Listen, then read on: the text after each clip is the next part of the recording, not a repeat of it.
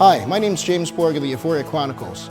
I'm very happy to be here with Contact Radio, who's doing a special simulcast broadcast at the Warrior Arts Academy in Woodbridge, Ontario, in support of the Modern Knowledge Tour that's hitting Canada and hitting Toronto on June 6th. On that bill is going to be Michael Tellinger, Richard Dolan, and Linda Moulton Howe. And today, we're going to be interviewing Michael Tellinger. Michael Tellinger, welcome to Toronto, Ontario, Canada. Thank you very much. Lovely being here. And I must also say thank you very much for David Whitehead and his wife Monica for making their martial arts studio available to us for this interview. And David is one of the organizers of the Modern Knowledge Tour. So he's a sensei master. He's taken time out of his busy schedule. So if you live anywhere in the Toronto area, you want to get into martial arts, come to David and Monica Whitehead, learn something special. Truly amazing. So you're on the Modern Knowledge Tour, going across Canada. How do you like Canada so far? Oh, Canada is spectacular. It's such a vast country. You know, we're used to space in South Africa, but Canada gives space a whole another whole meaning. I take it out west. Yeah, you get like 30 odd million people in like probably one of the largest countries in the world. It's insane. Yeah. And you're going to love the ride. Are you riding to Thunder Bay from Toronto? Or Oh yeah, we riding in the RV. Right. Quite the nice ride. Very scenic. Looking forward to it. But it's just been fantastic. It's just such a privilege to be able to do this kind of work, get paid for it. Well, I wish I could do it for free. Hopefully that day will come very soon if I have anything to do with it, right? But it's such a privilege to be able to do this and travel across this beautiful country from one coast to the other, meet incredible people like yourselves, and just wherever we go, people waking up, plugging into the higher consciousness, waking up, the lights are coming on everywhere. It's like we're going across Canada, switching on the lights. Nice. Excellent. Well, I got a question to start off. Michael Tellinger, when in your life and what event made you get involved in ufology, ETs and UFOs? Well, you know, it's, I guess ETs and UFOs was a fascination for me even from a very early childhood. It wasn't even ever a second thought to me. From the earliest of age, I remember going up outside and looking up at the skies and stars at night and wondering, I wonder when those people that live up there are going to come and visit us. And then when I went to school and started mixing with mainstream educators and mainstream thoughts and doctrine, I was very swiftly told that no, there's nobody out there, there's only us. And that just didn't make any sense to me, even as a young child. I thought these guys were nuts, you know. There's got to be somebody out there, it's huge. So it's always been part of my psyche, subconscious thoughts, and never gave it a second thought. Nice. Leslie? You know, I just wanted to talk a bit, excuse me, Mr. Tellinger. First of all, thank you again for being here, and we're thrilled to be welcoming you to Toronto and to the rest of Canada in general. I just wanted to chat a bit about the work of Zecharia Sitchin, and this is what I brought a lot of questions with those flavors in mind. Yes.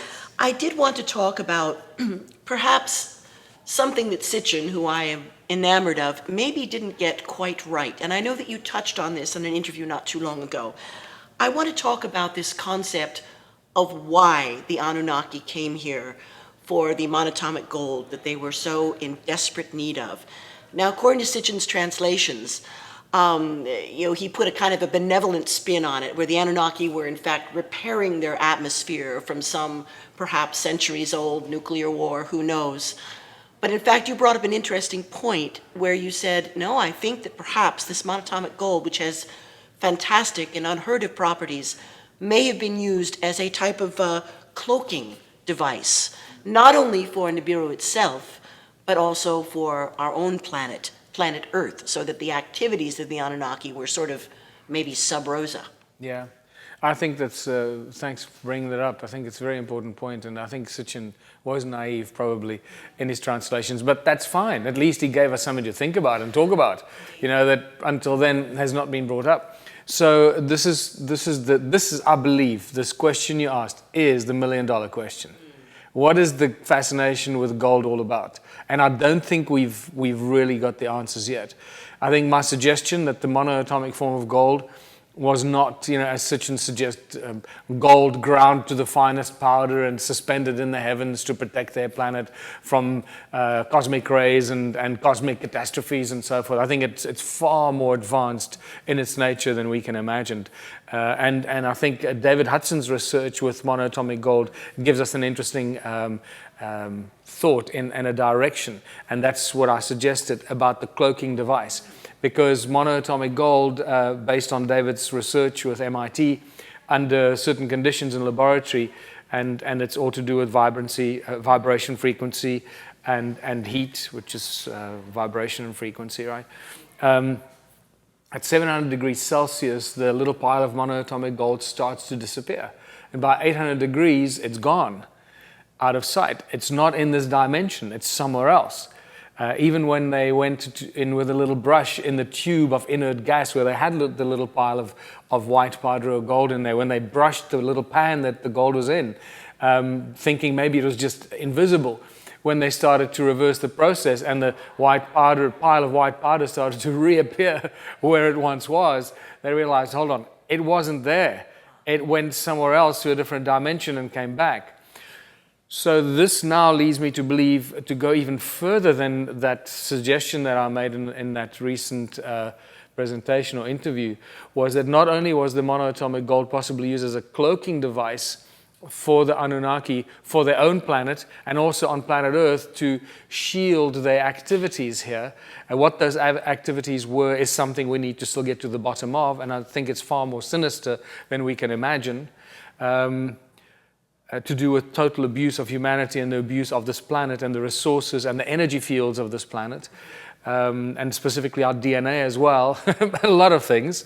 But also it goes to possibly telling us that the Anunnaki themselves are multidimensional beings, that they're not just very simple, some guys that have got advanced technology and they arrived here in some spaceships and so forth. I think I'm now beginning to believe that they are far more than that. And there are several researchers that whose work strongly suggests that this is the case, that the Anunnaki's influence is far more far-reaching than just our planet, the history of our planet, the cloning of a new species, and possibly many other species, but the effect on our solar system, our entire galaxy, and the universe as we know it, most likely many multiverses, which they have the capacity to maneuver and navigate the oceans of space across time that we're only starting to understand the possibilities of. Indeed. Well, that makes a tremendous amount of sense. And of course, it has been suggested that the Anunnaki are a denser, more dark agended version of perhaps the Pleiadians, that they are related, in fact, the Lyrans, the Pleiadians, the Aiel, a lot of this information comes in. So they definitely were up to a project. And you yourself, Michael Tellinger, have really almost single-handedly validated Zecharia Sitchin's work by your outstanding, breathtaking discovery of the gold mines in the Abzu, which of course are part and parcel of, step one. The Anunnaki came here, they wanted the gold, they got tired of their own people, they had a labor dispute. So these various factors led to this possible upgrade of bipedal life form that was already here. It is spectacular, and not in a million years that I think I would stumble upon it. When I was writing Slave Species of God, I had no intention of writing a book. In 2005, when I sat down to write Slave Species of God, I was frustrated that there wasn't a book that pulled all the different information together. Sitchin's work, real scientific evidence, genetic information, what is a human body, how does the brain work, put it all together so that people can actually realize how very easily this chronological argument follows when you start putting the evidence into one chronological storyline. So that's why I wrote it, and evidently I did a decent enough job because people seem to like the book, and they seem to like it in increasing numbers as they're waking up. But when I was writing that, not for a minute or a second did I realize or think that I would even come close to uncovering the physical evidence. And it was virtually, I finished the book, and it was within a year of releasing the book, I met Jan Heine, who then introduced me to the stone circles. He himself had no idea what it was. He's been photographing it at that stage for the last 15 years, trying to bring it to the attention of the authorities in South Africa, constantly being told, just don't worry about it, it's very insignificant stuff, don't waste our time with it. And then he reached out to me because he read my book, Slave Species of God, and showed me this stuff, and it was as if something triggered. When I saw it, some past life memory or something, some genetic memory code was triggered within me, and it was like, bang, this is it. This is what I've been writing about. And it started this whole journey that brought us here today. And it resonated with you terrifically. And not only that, what it also did at the same time is it started, planted the seeds, the foundation of the philosophy of a world without money, which I then called contributionism at the same time already. So I've been on the contributionism or Ubuntu path for as long as I've been writing Slave Species, since 2005. Somebody asked me the other day, well, how long have you been doing this for? And I said, just a few years. And I suddenly realized, hold on, I've been doing this for 10 years. And you don't realize how quickly time flies by. Indeed, when you're in the zone. Yeah. And I was wondering now if you had given any thought to, there was a period of time where the Anunnaki essentially evacuated our planet, or most of them did, we assume. And I find it puzzling that they left Marduk, who was Anu's grandson, Enki's son, who was actually a convicted murderer, except they didn't have a death penalty. Why, of all people, did they leave Marduk in charge of essentially establishing a post-Diluvian society? $1 million question. It could be one of many theoretical possibilities. One of them is that maybe they just lost interest in the planet. They got what they wanted. They moved on to better, greener pastures and said, well, here's a planet. We've raped it to death. Have it, play with it, do with it what you want. But at the same time, maybe it wasn't left to Marduk by choice. Maybe he wrestled it from them because he believed it was his. It was, exactly. It said, well, this is your planet. This is your gift. This is your baby. And when we leave here, it's yours to do with what you want.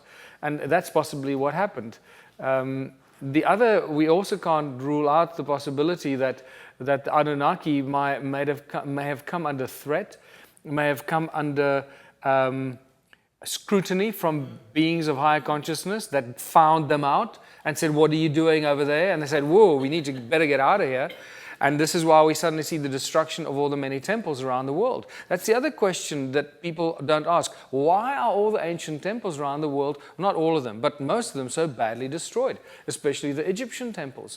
Why are they so badly destroyed? They weren't only destroyed by the Greeks and the other more recent civilizations. The destruction seems to go back thousands of years. Prior to the arrival of some of the more recent civilizations that we always claim the destruction or ascribe the destruction to. And this brings us to the other theory, why they may have been destroyed by other beings of higher consciousness, because many of these ancient structures, the ancient temples and so forth, were actually energy-generating devices, just like the stone circles in South Africa, to keep up this energy grid that was creating, and may still be partially creating this karmic trap for our souls. And this is a huge breakthrough conclusion that one reaches when you get into this research, because you go, oh my goodness, these are the fundamental factors and the cornerstones of beginning to understand this thing called enlightenment. Because when you talk to people about enlightenment and you try and find out, well, what does enlightenment mean?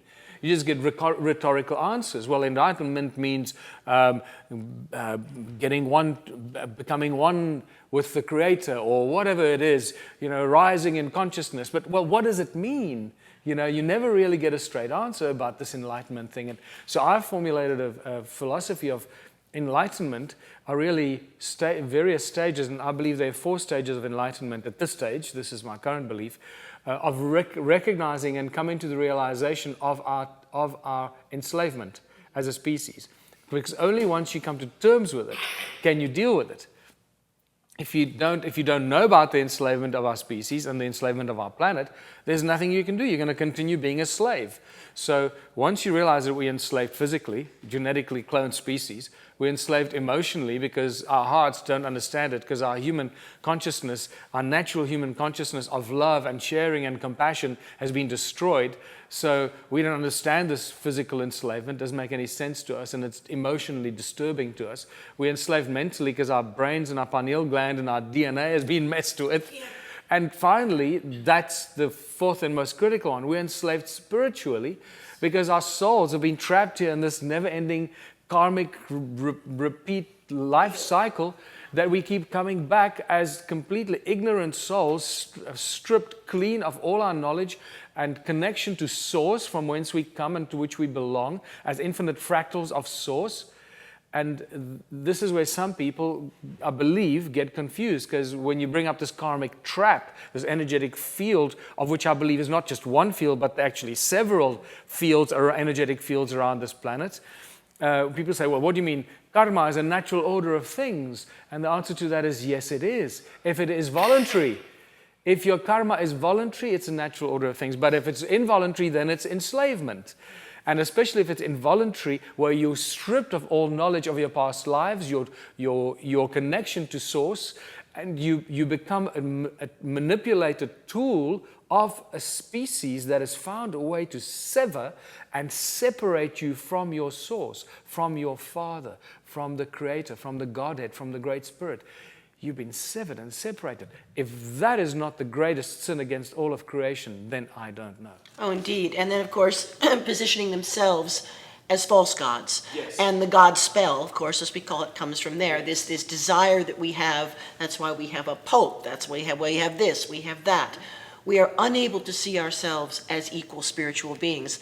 And I just wanted to throw something out there that I found very interesting.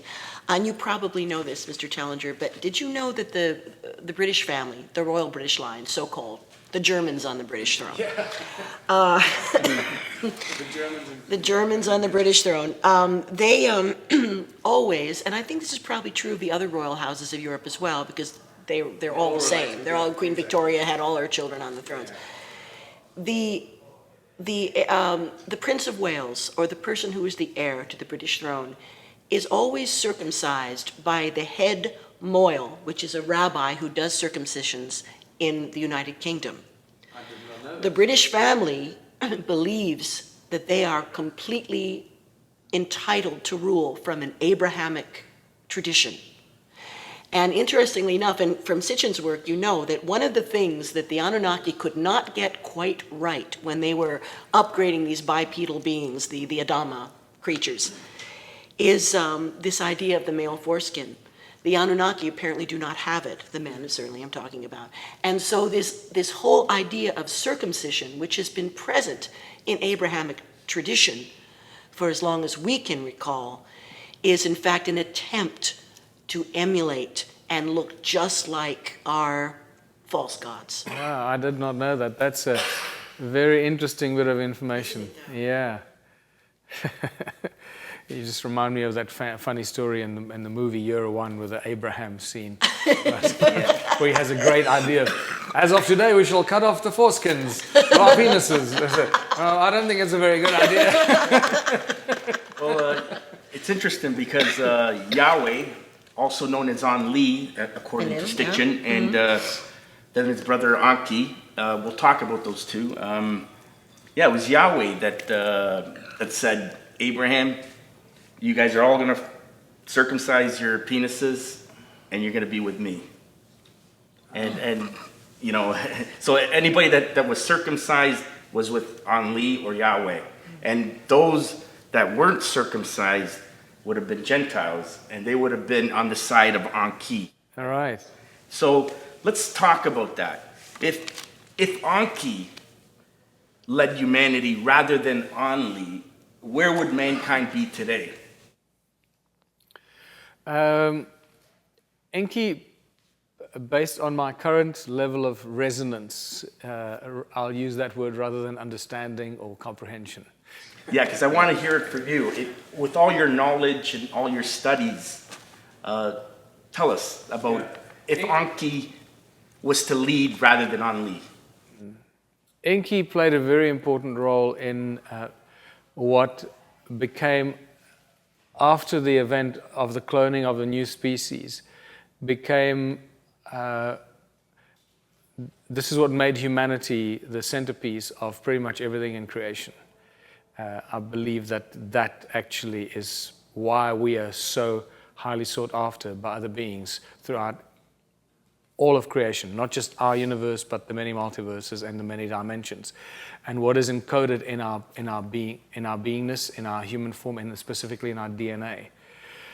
And I'm now of a very strong belief that Enki understood what Star Trek has taught us for many years, not to breach the Prime Directive. And he realized that if he had created a species that was not able to grow into its own consciousness and become fully conscious as a species within the family of beings in creation, he would be breaching the Prime Directive. And the consequence of breaching the Prime Directive is pretty much you begin your own demise. You destroy yourself. Because it's all to do with resonance, resonating with the prime creative source. The moment you're not resonating with the prime creative source, you become dissonant within a harmonic resonance primary source field. And it's like a cancer cell in a healthy body. The healthy body will eventually kill the cancer cell.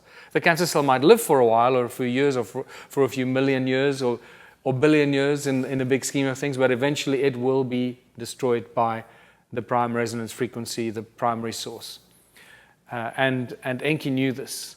And he encoded the DNA of this new species with all the necessary tools and information for that species, which is the human race, to be able to rise, not just to recognize, to become conscious and contemplate their own beingness, but actually become fully conscious and reunite with the creator, the source.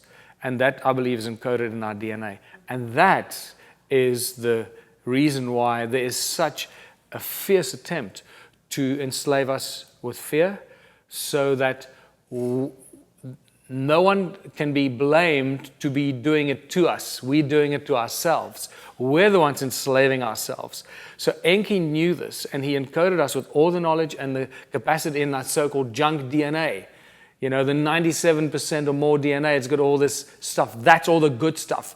That's the stuff that's sought after by these other lower consciousness beings and the gray aliens and whoever is coming here messing with our DNA, constantly taking samples from us, trying to clone with humans and all that stuff. And that is a very exciting prospect. And this is why a lot of people that seem to be connected and channeling higher consciousness beings have been saying this for a long time. They've been saying, we're divine beings. We are co-creators. And that's essentially now become a new understanding that I can connect to Enki's activity, who encoded that creative ability into our blood, into our DNA, because it's all there. Those two missing ME tablets that Sitchin writes about, the ME, me, well, it's encoded in me, and you, and you, and you. In those two-stranded DNA, there were two missing tablets, and they encoded in us. And I believe that all the information in those ME tablets is actually encoded in our DNA. And that's a major prize for those that understand the true laws of nature, the greatness of everything in creation, the absolute magnitude of it, and how we fit into that greater scheme of things. And that's what makes the history on this planet and our presence here infinitely more exciting than what we could have even imagined.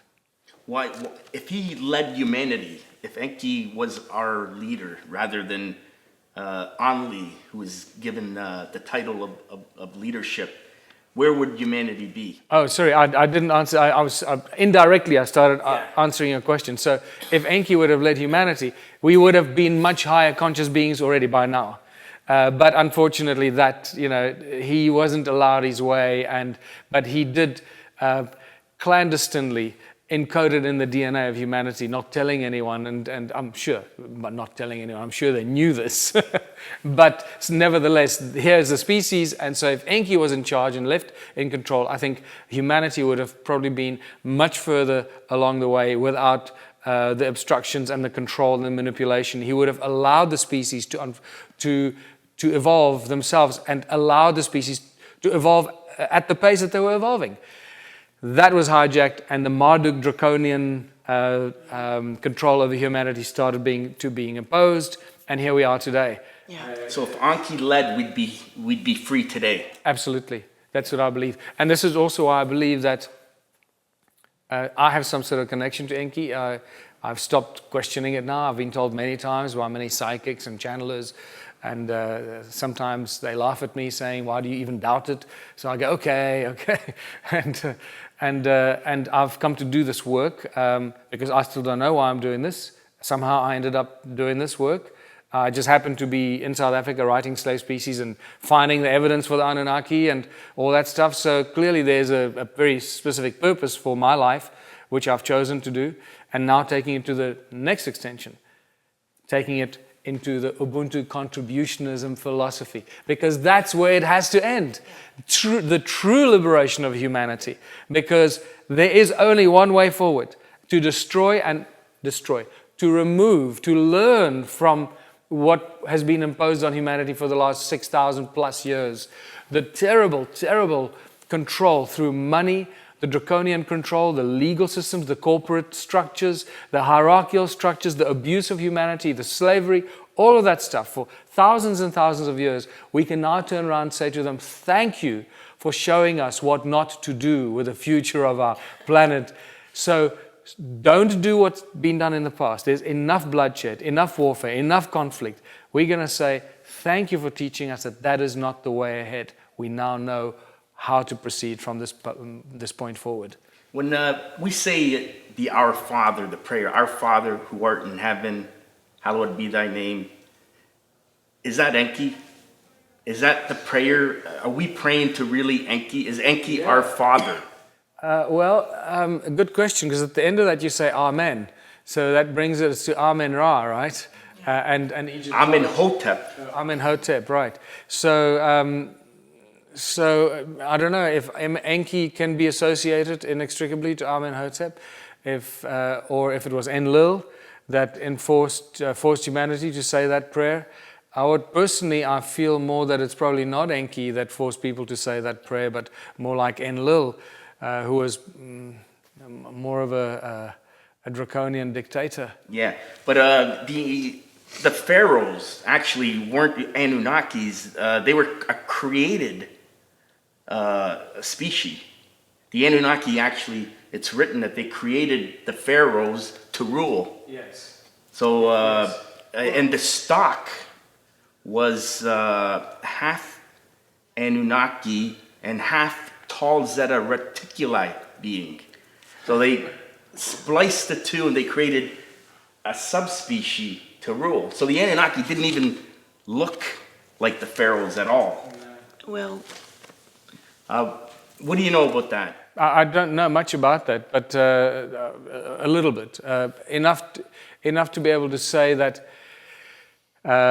within there, I think, lies as much disinformation as in everything else that we've been told. And we've got to be really careful how we assimilate that information, because the one thing that I've learned is what we really know about the story. We're just clutching at straws. But I'm fascinated by that information, and I need to take a much closer look at that. The fact that the pharaohs are actually Zeta Reticuli bloodline, that is very interesting theory. The important thing that I find is, the interesting thing that I find is that the king's lists tell us that the kingdom was lowered to earth from heaven.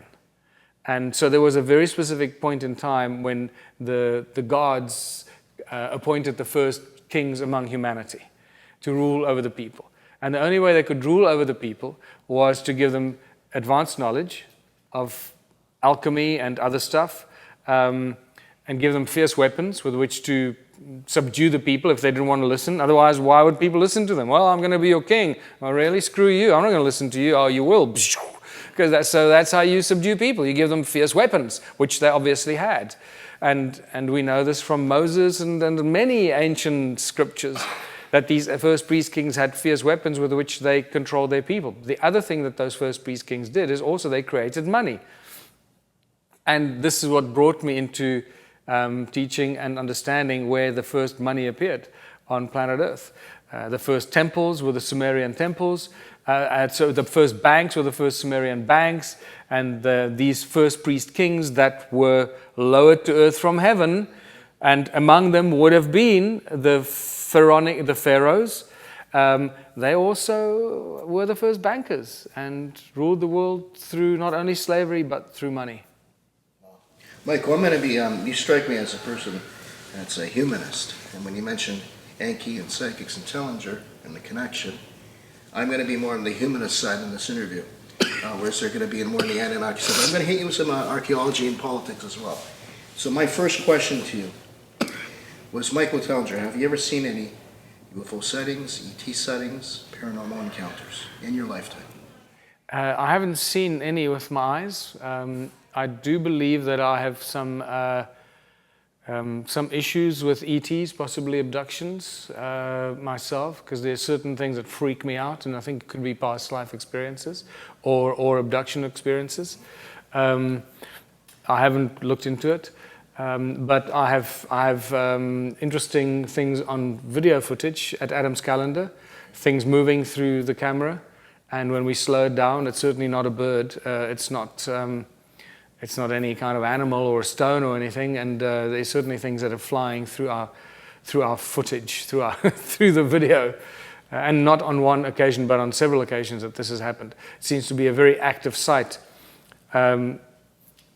I don't know what kind of craft they are.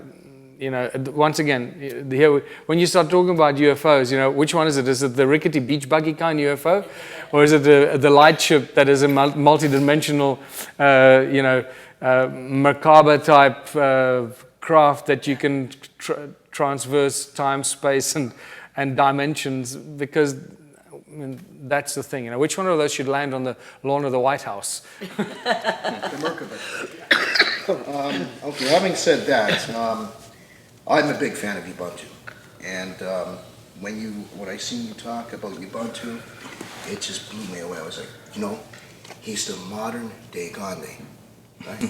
You, Michael Tellinger, like on the Euphoria website, I've been tagging you as the modern day Gandhi, because I was listening to your videos on Ubuntu, and I'm saying, if this guy doesn't win, I don't know what's going to happen, but I mean, what we do got to do is we got to have a movement happen, and not just in South Africa, worldwide. And then I watched another video.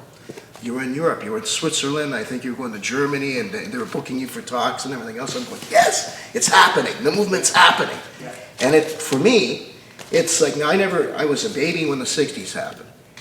But to me, it's like, this is the 60s all over, but it's bigger, better. It's a movement. It's a love movement. Michael, in your own words, briefly, for people who haven't heard the concept of Ubuntu, can you explain it to the person that hasn't heard it already? Yeah, so it's Ubuntu. It's a well-known African expression. Every African knows the word Ubuntu. It means living in communal harmony, where everybody in the community works towards a greater benefit of everyone else, without exploitation of others for your own personal benefit. The expression is often used to describe or define Ubuntu as I am who I am because of who we all are. And if it's not good for everyone, it's no good at all. That's what we adopted for the Ubuntu Party in the South African elections on the 7th of May, 2014. And that's really the philosophy that I called contributionism in 2005, before I realized that Ubuntu and contributionism are really the same thing. The one is an ancient philosophy. Contributionism more of a description in a modern 21st century society where we are in this world around us and we can't just extricate ourselves from it. So the way we can practice Ubuntu is through contributionism, and that's why I called it that. And now sort of we join the two words together, Ubuntu, contributionism, the ancient and the new, bringing together harmony and unity out of a duality, destroyed world. And I'll tell you now that I'm equally excited about the Ubuntu Party and Ubuntu movement, because really that's what it is. And also just to clarify for people, the Ubuntu Party is just a political platform for the Ubuntu movement. So it's only there during political campaigning and so forth, so we get credibility in the political arena. Otherwise, the Ubuntu Liberation Movement is a global movement of higher consciousness. Unity and higher consciousness for a new world is our slogan, really. And it is now present. We now have representatives in more than 200 countries around the world. It has blown my mind. Right now, as we speak here in Canada, so not only have we done Europe now, where there are several people that want to start Ubuntu parties in Europe, in at least 8 countries. Now in Canada, you put your hand up. The guys on tour with us want to get involved in the launching of the Ubuntu Party. So already there's multiple interest. Australia, USA, New Zealand, England, Ireland, Israel. I mean, it's been crazy. So it looks like within the next 5 years, we're going to see the Ubuntu Party as a political front for a global movement of consciousness that is like the 60s all over again. All we need to add is the musical component. And we're going to be having musicals. We're going to have musicals made about this very soon. Weren't you I think in 1983, you were part of a musical band in South Africa, were you not? Yes. Well, this is why I smile when I talk about music, because I was a musician for most of my life until I was about 28 years old. I thought I was going to be a musician. Sure. There wasn't ever any doubt in my mind. I did many other things. I did stage, TV, theater, and I'd worked in advertising. I did a whole bunch of stuff, but all those things that I did were actually just experiences and internships to allow me to do what I'm doing today. So what I was saying is that it seems to me that my whole life has really been a training ground for what I'm doing today. But to just come back to the cross-border or the globalization of Ubuntu, it seems to me that in the next 5 years we're going to have Ubuntu parties in probably more than 100 countries around the world. Because as I'm speaking to you today, my partner Sid in Johannesburg is talking to around 125 countries, people that want to start the Ubuntu Party in 125 countries right now. And there's no reason why in the next 5 years, as each one of these countries has their national elections, like in Canada, I believe it's 2015. Yes. So next year, the Ubuntu Party needs to be in the Canadian elections. So over 5 years, we can have 125 countries being represented by the Ubuntu Party. The first time that we have a transborder, transnational, global political party representing a unity consciousness philosophy from the same seed, the same source, everyone speaking the same language, having the same resonance in their heart on a political platform. That has never happened before. And that is completely mind-blowing that we are so close now to launching this thing, and it's just happened within a blink of an eye. Virtually within 2 years since my presentation in Holland in 2012 at the Breakthrough Energy Conference, where I think that's probably the most watched presentation that I've done. It's got more than 1 million hits now, probably close to 2 million views.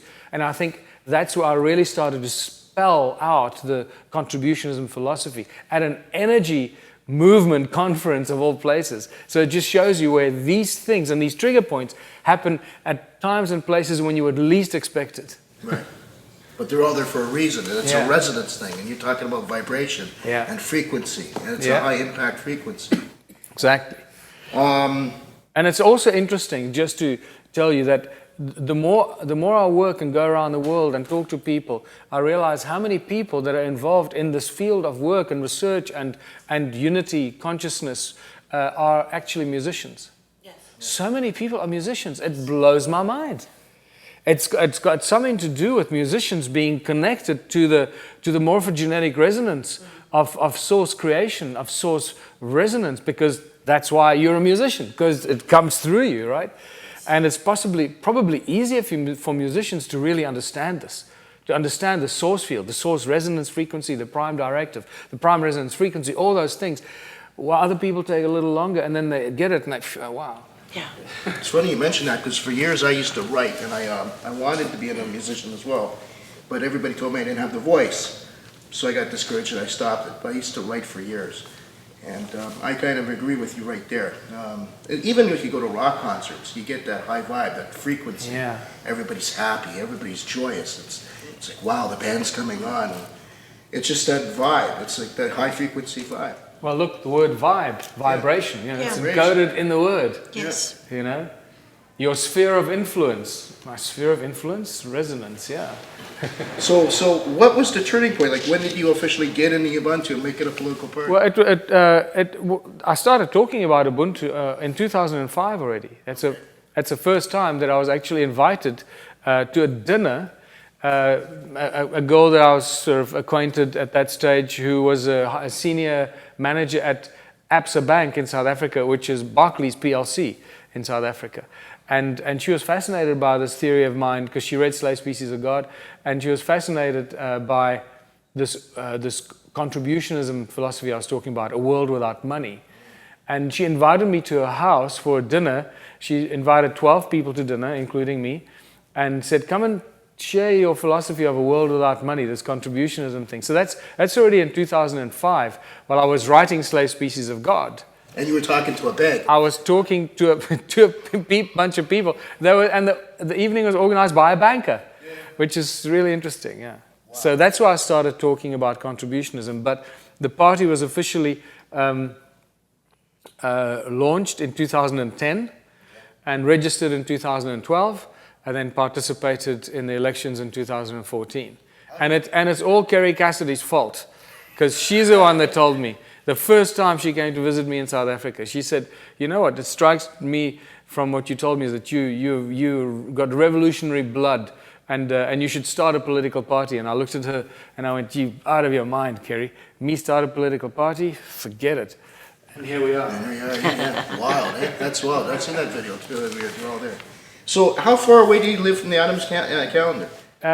We are at Waterval Boven, which is a Dutch word for waterfall above, Waterval Boven. And there's Waterval onder, waterfall below, which is a very interesting history to do with gold and Paul Kruger, the South African Boer Republic president who, was famous for Kruger Park and Kruger coins, Kruger rands, which was kicking the British Empire's butt in the South African War in 1900. From 1899 to 1902. And a lot of the missing gold, there's a huge history about gold and the missing Kruger rands. So Waterval Boven is about 45 minutes from Adams Calendar. But Waterval Boven, and the reason I chose to stay there, is a little town, about 4,000 people. And it's right in the heart of the most densely the densest part of the Stone Circle ruins. Literally, you walk out from where we are and walk up any mountain and they're just stone circles everywhere. Okay, since we're on that topic, I might as well throw this in there. I've noticed you've got rocks that when you hit them, they ring like a bell. Can you explain what you think it might be? Well, that was really the aha moment for me. Sound, resonance, frequency, sound being a source of energy, and realizing when I discovered that the stones have acoustic properties and they ring like bells, I suddenly went, aha, hold on. We're not talking about cattle enclosures or dwellings for human beings. We're talking about something completely different. And the fact that I was already aware of the fact that many of the stone circles didn't have doors and entrances. Now suddenly you realize that it's to do with sound and resonance. That's when I realized we're dealing with something completely different. But it was only much later when somebody came to do the measurements while I was actually on a tour of the United States. This guy came there with one of my friends, a journalist, took him to one of the stone circles, and he brought his measuring device with him, very advanced technology, satellite technology measuring devices. And this guy freaked out. He measured these very high electromagnetic fields and sound frequencies coming out of the walls. all in my absence. So when I got home, it took me a few weeks to get hold of this guy, find out who he was, where he came from. Eventually, I tracked him down. I got him back out there, and we went back there and remeasured it. And that's when I did all my proper recording of the frequencies and the sounds, and we did it twice. And that's when I realized this is it. And we had the scientific evidence, the measurements, which then clearly prove beyond any shadow of doubt that we're dealing with energy generating devices and nothing to do with cattle enclosures or human dwellings. Yeah, indeed. There's a place in Florida, it's near Miami, where a little man, probably about the same size as me, held some devices and levitated stones. It's the Coral Castle. Yes. And when I looked at those rocks on the video, I said, they're not rocks. They said they're some kind of device. And maybe over the thousands of years that they've been in the ground, maybe they got altered a bit or coated with age and stuff like that. But I picked up that they're definitely a device of some nature. And having said that, when you talk about sound and frequency and light, and you combine all three, certain things might happen, right? Mm-hmm. Like even, I think it was Casey that said if you go to the Sphinx's paw, there's a doorway, but he didn't say how. And the first thing entered my mind was C sharp. And then I recalled a band by Grateful Dead. They went to go play there, and the two kind of hit me, and I said, well, maybe they were inspired to go there for a reason. Maybe the same possible reason why this note with C sharp is coming in my head. But yet I'm not a musician, but I picked up on C sharp. So when I seen you with the rocks and you're hitting the rocks and it had that frequency to it, I said, yeah, there's definitely something to it. It's like when a great singer hits the high notes, crystal shatters. It's sort of like maybe if you hit a certain type of note, something forms. Mm-hmm. Right? Something just appears out of nowhere from the ether. Mm-hmm. What's your views on something like that, I've said? Absolutely. You hit it right on the head. It's exactly what I believe was happening there. They used sound as a source of energy to levitate, to manifest things, for the gold mining, for the transmutation of the gold, most likely, for the separation of the minerals, for the crushing of the rock, of the ore, the separating the minerals from the ore. We know, for example, that John Keely did this in 1888, around that period, where he took large blocks of granite and he pulverized them to the finest powder with sound in very, very short space of time. And that's exactly what would have been happening here, I believe, if they were extracting gold from the ore, use sound to do that. But I think that there's actually more to it than just that, because the vastness of that whole area is just too big for gold mining. I think there was also other stuff going on there, and because I'm getting more into other areas of sound research now and getting into better understanding of this aspect of sound called hypersound, where sound actually moves beyond the speed of light and starts to distort the gravity fields around the Sazer beam. Wow. And so forth. And I'm starting to think that, that has got a lot to do also with the way we breathe the air, the way that the oxygen is energized as we breathe it in, the way the air moves into your lungs and into ever-increasing smaller cavities, smaller passages, and smaller tubes. It speeds up until it actually moves so fast that we could say it reaches hypersound. The sound of the breath that we take in reaches hypersound levels, which energizes the oxygen, and it's that energy and the oxygen that then feeds the body. So it's the sound that energizes our body through the oxygen, because the oxygen is not consumed. Remember, the oxygen comes back out of your body and just goes back into the cycle. It's something attached to the oxygen that feeds our body, and it's the energy that the sound gives the oxygen. And so the sound thing is critical here. Remember, it's sound first, light, and then the infinite quantum soup of possibility, or the spirit, or whatever you want to call it, that into which everything can manifest as a result of the sound and the light combining. So I digress a bit, but the sound thing is critical, because I believe that looking at the alveoli in your lungs, how they're structured, and looking at some of the stone formations in South Africa, it looks identical.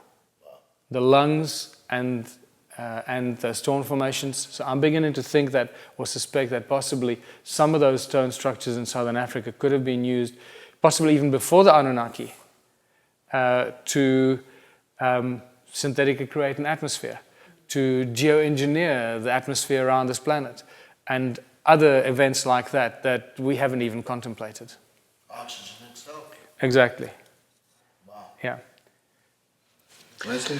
Well, just further to that, I'm sure you've seen the experiments, pardon my voice, I'm sure you've seen the experiments where water molecules are affected by sound in endless varieties of patterns. And certainly in many of the other sacred, ancient in the extreme locations around the world. Let's start with Dr. Osmanagic's pyramidal structure in Bosnia. Definitely, not only is there sonic energy coming out of one of the existing pyramids, but there's a massive underground structure which seems to me to really reflect with the structures in South Africa. It's made out of polymers, and again, we have a unique acoustic properties, and Osmanagic speculates that it was used for healing. And the capability of utilizing sound for healing is something that is just on the dawn. It's just coming into even a believability that this is possible. There are some brilliant people working on the relationship between sound and working with autism. So indeed, sound, everything is vibration. We just have to find, the right one, certainly. Well, just, in Egypt, there are well-documented reports of the secret mystery schools and the special healing centers that they had, that they used sound for healing. Yes. Many researchers have exposed that and a lot of information about it. And the medicine wheel, the Native American medicine wheel that represents sound, as I've shown in my presentations, that the cross in a circle is actually a representation of the source of sound, which often shows itself as a cross in a circle in some of the cymatic patterns. Indeed it is, which is so remarkable and mesmerizing. And certainly we could also look to Nepal, we could look to the ancient Tibetans, and their relationship to chanting and sound and healing and metaphysical experiences. Levitation, all of the above. All of the above. And I think certainly we're going to find more and more ancient sites in the extreme that reflect what you have found in South Africa. Not only Dr. Osmanagic's complex, but in the past month there have just been another discovery of a pyramidal complex in Italy, again in excess of 29,000 years old. Yeah. And I believe it was last week that they just discovered, again, another pyramidal complex that it may be Laos, it may be Thailand, but certainly is Southeast Asia. The pyramid in Italy, I wonder if that would be near where the crop circle appeared several years ago, I think 2009. Yeah. That spelled out Enki, Enki, in ASCII code. Yes. In the crop circle in Italy. It could very well be. I wonder if the pyramid is close to that. I think it's in the Modena. I think it's in the Modena region of Italy, which is rather dry and looks not unlike the Abzul, for that matter. But I was thinking again, we're talking about Native American traditions, and just to get back to our man Enki again, and Leo, the half brothers who were fighting over the same woman, their sister. Whole soap opera there. Yeah. But when Marduk, again, was not punished for his murder there was no execution in the Anunnaki culture. They didn't do it, but they exiled him to North America. And before he was exiled, and this is, most of this I've gotten from the Lost Book of Enki, which is one of my very favorite Sitchin works. It brings me to tears when I read it. I don't know why, but it does. It's strong. So what was done to Marduk is and this is our origin of the mark of Cain. They wanted to make sure that he would always be recognized as someone who had committed a heinous crime. And so according to this material, they messed about with his genome and created a situation where he could not grow a beard. And to the Anunnaki, the beard was a big deal. Any time you see them pictorialized, they've got the big beard. You later see it in the Hittite culture, and you see the fake beards among the so-called pharaohs. And I have to wonder if that genetic aberration, that mark of Cain, was in fact then translated to the Native American peoples, who generally have great difficulty growing beards. It's anomalous, and also one might even say into the Asian culture in some way, because again we have not really the presence of the kind of beards that we see in the European cultures. Yeah, I know that's been brought up many times. I'm not sure. I don't know. I do still have a big question in my mind as to where the different race groups on planet Earth come from. Indeed. Because that remains a problem. It remains an anomaly. It remains an unanswered question. It's a mystery. Like, why is the seawater salty, and where do the different race groups come from? Yeah. A few basic questions that we don't really have immediate answers for as confidently as we now say among the group of people that have become comfortable with the cloning theory of humanity. Oh, we are cloned by aliens, yes. But now where do the different race groups come from? Oh, I don't know. I don't have a straight answer for this. No. And what about the Rama culture? I mean, in South Africa, you're not even really that far from India. So in ancient India, you've got the Vimanas, you've got the flying machines, you've got the blue-tinged gods, and some accounts of the Anunnaki say that they were sometimes blue-tinged because apparently their blood was copper-based. Now, isn't that interesting that the beings on Pandora were blue? And they were large. Isn't it? Yeah, interesting. Isn't it though? These ideas filter into our subconscious, well, it's a hypnotist talking. These ideas filter into our subconscious mind and manifest when they need to manifest, and often many people get the same idea at the same time. So I think James Cameron just took the history of planet Earth and the Anunnaki arriving here and just reversed the process, and suddenly we're the aggressors. We are desperately seeking this metal or this substance called unobtainium, right? In Avatar, the movie. So we go to Pandora to mine unobtainium, and we'll mine it at all costs, even if we destroy the peaceful beings that live in total harmony with everything in creation there, and they just happen to be blue. Yeah, interesting. It is interesting, isn't it? Well, James Cameron has his own issues. How many wives? 4 or 5? I don't even know. Do you know what I find interesting? I read an interesting article after Avatar came out that apparently it caused a huge global depression because so many millions of people, like 500 million people or more, or 1 billion people, saw Avatar, the movie, and they got so transported into a different world, a beautiful world, a utopian world of absolute harmony, love, and unity. Right? And then leaving the movie, they were thrust back into the misery of our lives on Earth, and it caused a huge global depression. And that's interesting. So now we've got a great opportunity to use that kind of philosophy and remind people of the utopian life on Pandora that can be possible by simply implementing the philosophies of Ubuntu. Because these beings on Pandora were practicing Ubuntu of the highest level. Yes. Michael, what's going on with the Aboriginal, perhaps that is the wrong word, the indigenous peoples of Africa and the Abzul? I was just discussing it with James and our various colleagues today about how in some instances my heart breaks for Africa because it seems like one white, male, dominant, terribly agendaed society after another.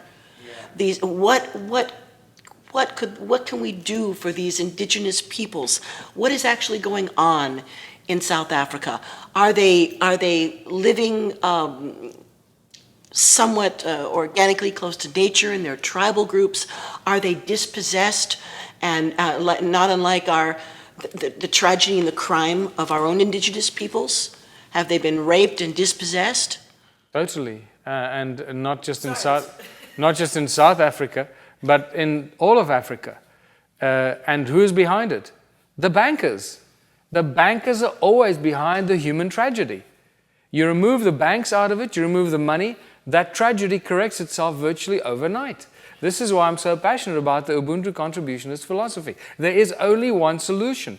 You will not solve the problems unless you remove the money from the system. I don't care what kind of answers or suggestions or solutions you have. I've been at this for 10 years now. I've looked at all of the solutions. Every single one of them fails unless you remove the money from the system. That is what's caused all the misery in this planet, on this planet, in all our lives, in all of human history, and it continues to do so. When Nelson Mandela came out of prison and became the president of South Africa, unbeknown to him, he made a deal with the devil. He made a deal with the Rothschild global banking empire who deceived him, and they used him for 5 years as the president for the 5-year period. That was the honeymoon period in South Africa. After that, everything went downhill way, way beyond any apartheid era atrocities. The atrocities that have occurred in South Africa since 2005 outstripped the apartheid atrocities by 1,000,000 miles. And unfortunately, we're not allowed to think that because they keep bringing back the apartheid legacy. Oh, how do you expect us to get out of the apartheid legacy in 20 years? You've been in power for 20 years? Hitler took Germany from zero to hero within 10 years and nearly kicked the world's butt in 10 years. And you say that in 20 years, with the most wealthiest country in the world, arguably the wealthiest country in the world, South Africa, you can't solve the problems in 20 years? Do me a favor. The only reason why we have problems in South Africa, like we have problems in all other African countries, is driven by the banks.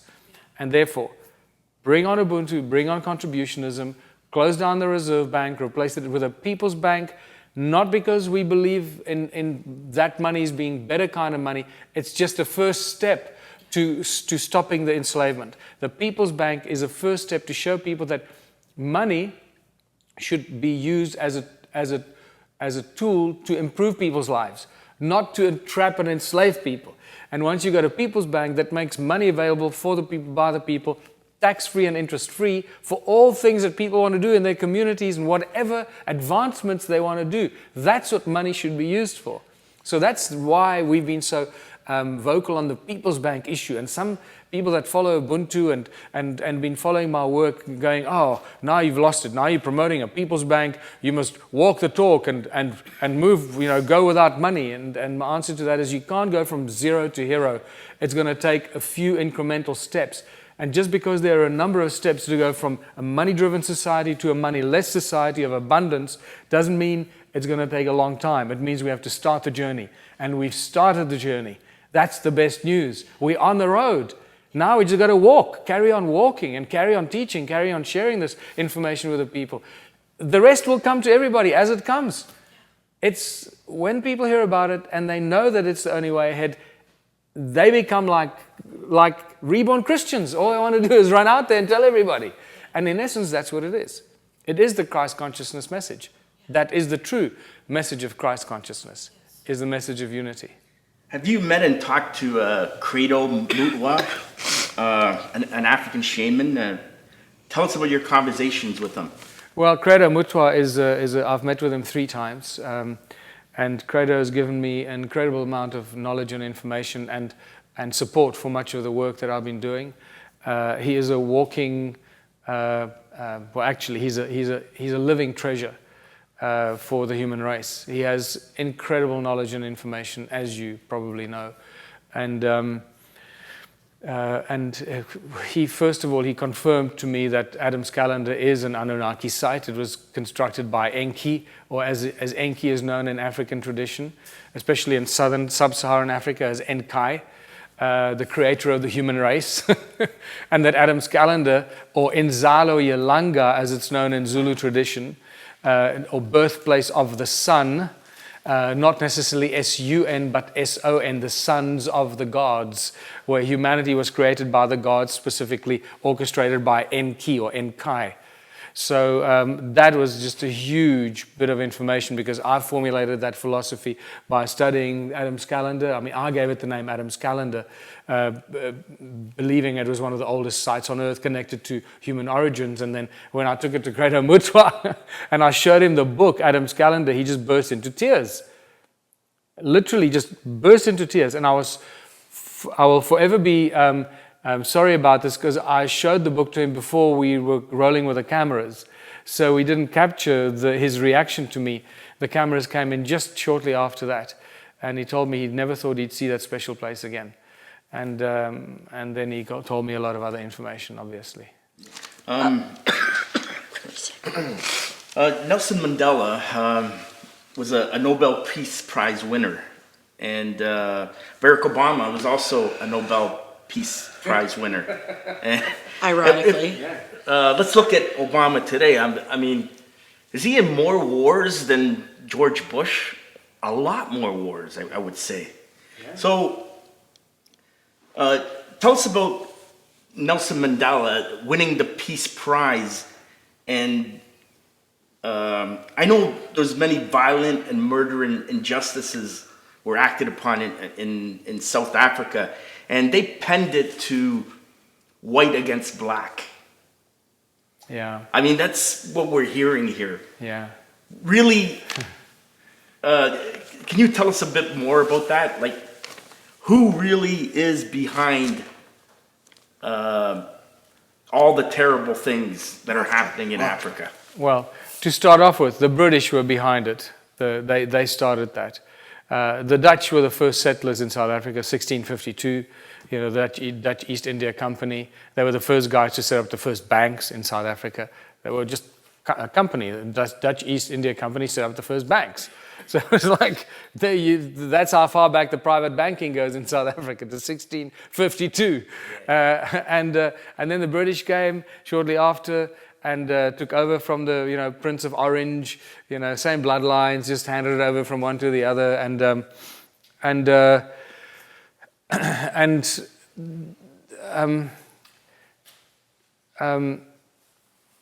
I lost my train of thought there now. Who's responsible? Oh, who's responsible? Oh, and that's right. The British actually, after the South African War in the late 1800s, early 1900s, the British actually created the first separation laws in South Africa. It wasn't the Afrikaner prime ministers that were labeled with it later. They gave it a name, and they turned it into a policy of separate development. But the first racial discrimination policies were introduced by the British shortly after the end of the South African War, and where always follow the money, as Foster Gamble says. Follow the money, and you follow the money to the South African Reserve Bank, the establishment of the Reserve Bank, and the atrocities in 10 years after the USA Federal Reserve in 1923. And that's where all the trouble starts. Okay, suddenly South Africans are paying taxes, and suddenly everything starts going southwards. But what happened in 1966 was the assassination of the so-called architect of apartheid, Hendrik Verwoerd, the Prime Minister of South Africa. And many people that knew Hendrik Verwoerd say he was the nicest human being you can imagine. Beautiful, warm heart, and so forth. I can't speak for the man, I don't know. But interesting, when you look at photographs of him, he's always smiling, always looks happy, always looks, like a decent human being. What happened with the separate development thing and how it was implemented is probably totally distorted by the disinformation and the propaganda of the banking family's media machine. And what happened in 1966 was 3 years on the heels of the assassination of Kennedy, where in 1963, Kennedy launched the United States note, right? Money for the people, by the people. The problem with Kennedy was that he didn't tell the American people about it. It was very few people were aware of it, that he was launching a new currency that wasn't printed by the Federal Reserve against their wishes. And they realized that this was a big problem. So 6 months after launching the United States note, Kennedy was executed in front of the whole world, and we know the rest. 3 years later, Hendrik Verwoerd was about to do the same in South Africa. At that point, South Africa was the most prosperous country in the world. The wealthiest country, the most prosperous, best lifestyle. It was the place to be. 1966. They couldn't have that. When they figured out that he was going to close the Reserve Bank and start issuing money by the South African government for the people, by the people, they had to take action before he could actually do it. So they assassinated him and killed him. A crazy guy went and stabbed him in the heart, and that was it. And they blamed him on him being crazy. And so they eliminated Hendrik Verwoerd before he could eliminate the banking families out of South Africa.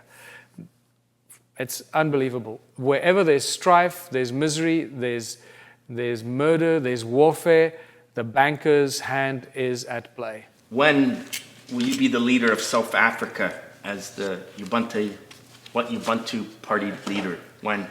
I don't ever want to be the leader of South Africa. I think the people can lead themselves.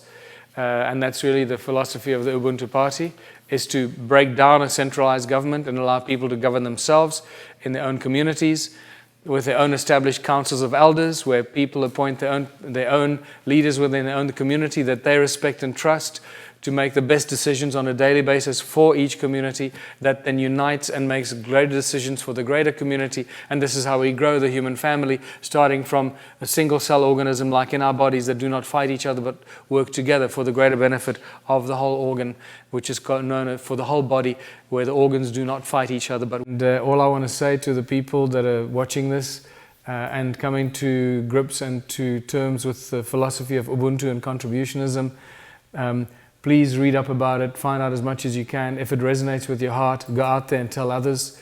Go online to the Ubuntu Party website, ubuntuparty.org.za. Join from whatever country you are, so we know where you are and we can connect you with other like-minded people in your area.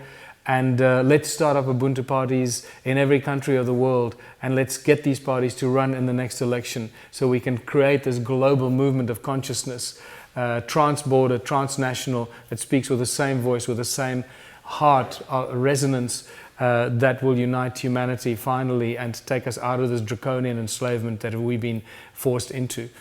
And don't be scared of this knowledge and information. Go out and tell everyone you know. Don't let it be your problem if they don't understand you. Let it be their problem. Tell you what you know, because once they've heard it, they can never unhear it.